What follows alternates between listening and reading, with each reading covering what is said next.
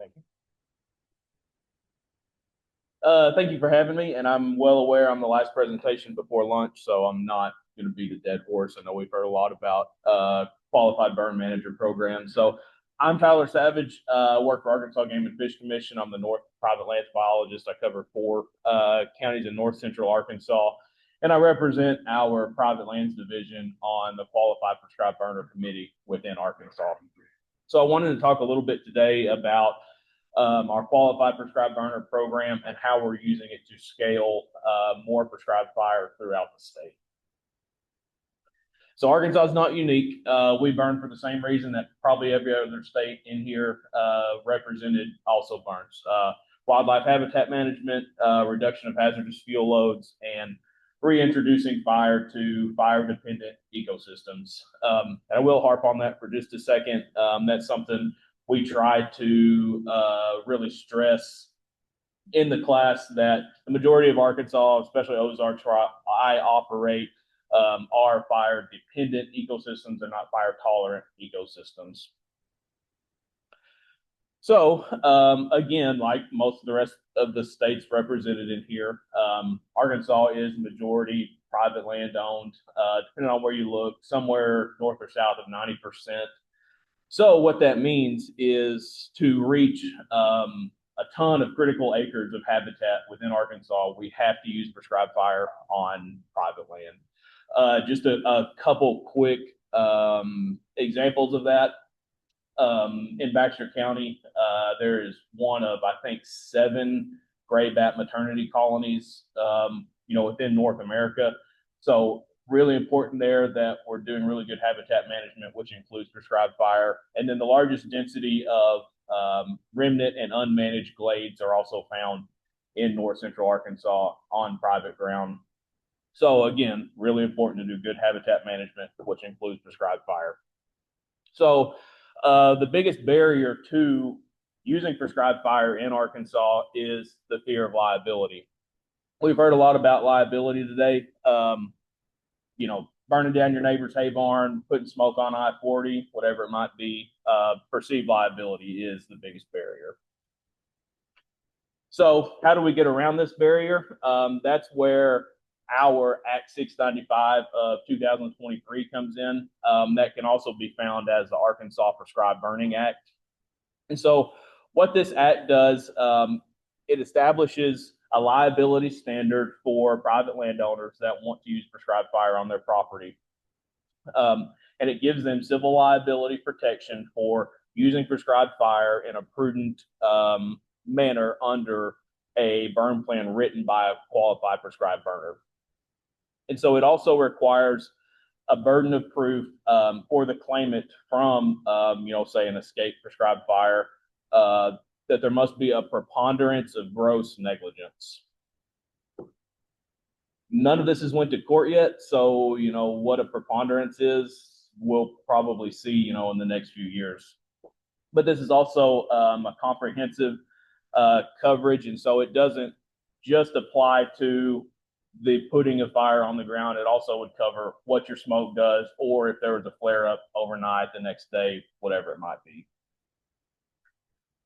So the delivery of this program is a collaborative effort between us, Arkansas Game and Fish Commission, Private Lands Division, and the Arkansas Department of Agriculture Forestry Division. It is actually written in the law that we have to collaborate on the delivery of this program. And it's also important to note, Arkansas legislature did not set aside any additional funding for this program. This had to all come out of current budgets or current grants. So luckily, Forestry Division did have a wildfire suppression grant that they were able to use some of that to pay for like lunches or classroom material for the class. And the Game and Fish has, a fairly robust network of facilities throughout the state that we're able to teach these classes in for no fee. So we don't have a lot of cost putting these on, essentially. And we've also had really good luck working with some of our in-state partners like TNC, Quail Forever, Association of Registered Foresters that have helped us with some costs here and there. So moving into what does this class actually look like? So it's a 2-day class, and day one is kind of like what we just heard, kind of death by PowerPoint. You know, we want to cover all factors of prescribed fire. So we start with fire ecology. We're primarily wildlife biologists teaching private landowners that want to do prescribed fire for wildlife focuses. So we get into a lot of the benefits and kind of the art of fire and habitat management. We cover weather and fuels and how those are kind of inextricably linked. We were really fortunate. National Weather Service in Little Rock covers the vast majority of the counties in Arkansas, and the lead forecaster out of that office is Joe Godsworth. I don't know if anybody recognizes that name, but he's been the IMED on something like 200 wildfire incidences. So super, super good resource for us to better teach prescribed fire weather. So he's helped us develop our slides and kind of fine tune how we teach weather. So he's been really instrumental in helping us out. Fire behavior, we assume pretty much everybody that's come through these classes, whether they are or aren't, are fire novices. So, you know, we do get in the weeds of what's a backing fire, what's a flanking fire, what's a heading fire, what causes those, you know, very, very basic fire behavior. We also cover smoke management. I would assume a lot of people probably don't think that a lot of novice burners would even know to be concerned about what their smoke does. But for anybody that doesn't know, I would say 5 to 7 years ago, a rice farmer in Northeast Arkansas sent his guys out to burn off some rice stubble. Didn't really pay attention to weather or anything. They put a ton of smoke on a busy highway, caused a big pile up. I think 2 people were killed, and that guy was charged with manslaughter. So the effects of smoke are actually really on the forefront of a lot of our private landowners' mind. So we go through, you know, what is good smoke management, and then we run through some really valuable tools for smoke management, like V-Smoke. I imagine most people in here have probably heard of that, but also the FireSmart app that was developed by Arkansas Forestry Division. That it's essentially V-Smoke just for Arkansas. And it takes the current weather parameters from the latest National Weather Service forecast. So it's really easy for a landowner to use. And then lastly, we put that all together into burn plan writing and burn plan development. And that's actually set through with the rules of the program, that the goal of our program should focus on these landowners being able to prepare a really high quality burn plan at the end of day one. So day two, a whole lot more outside work. First things first, we show up and we do take a comprehensive test that covers all of the technical material we look through on day one. Take that test. Everybody that passes, we haven't had anybody not pass yet. Everybody that passes gets to move on to the live fire portion of the program. And so, like we just heard, usually we take these folks out and kind of let them lead the burn. We do have enough agency folks on site that, you know, if something went sideways, we could get those people out of the way and get it under control.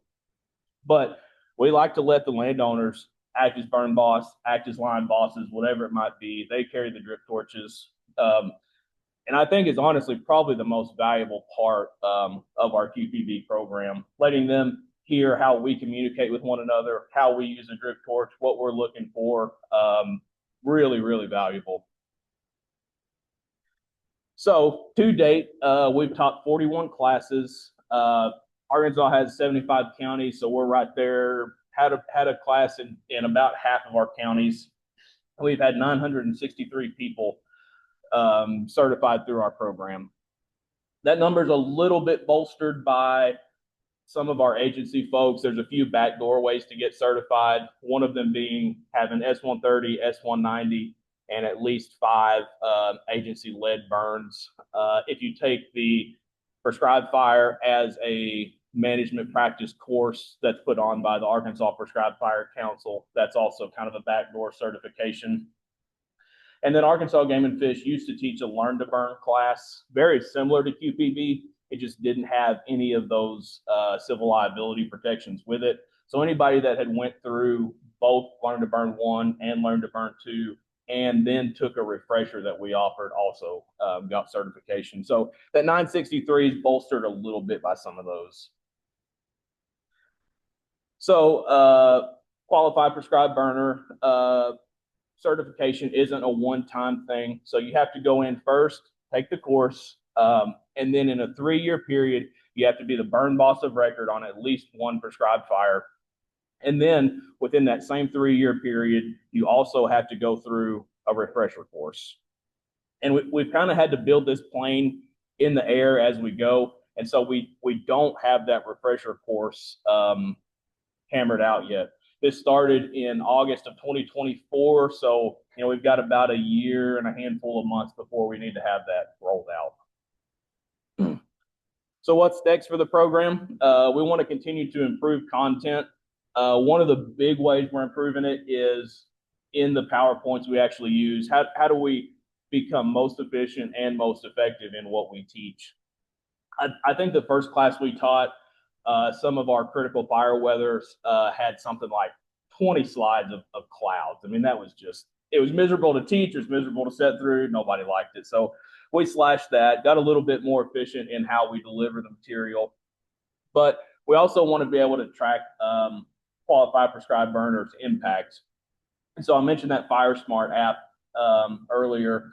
The hope is within about the next year that FireSmart app is going to become the tool for reporting prescribed fire to Arkansas Forestry Division's dispatch center. And so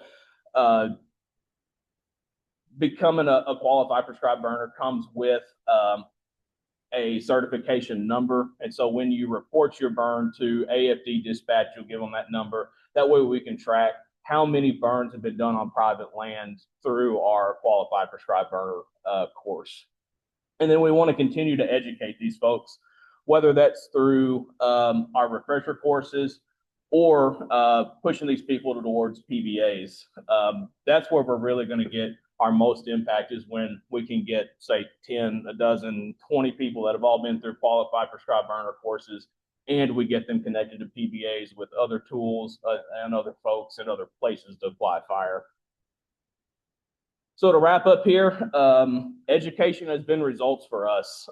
Since 2023, the number of prescribed burned acres on private land in Arkansas has incrementally increased every year. We still have a huge demand for these classes. I think the last batch of classes we taught was in early April. I think we taught four classes throughout the state on a Thursday, Friday, and I think all 4 of those classes filled up before they ever made it to Facebook. So still have a ton of demand to teach classes. And the committee, the QPB committee, is still working, pretty diligently. We meet once a month for how do we grow this program, how do we make it better, and what are our next steps. So I think I have a few minutes for questions. I'd be glad to answer, and I'll be around for a little while longer. So if you want to come up at lunch, I'd be glad to talk.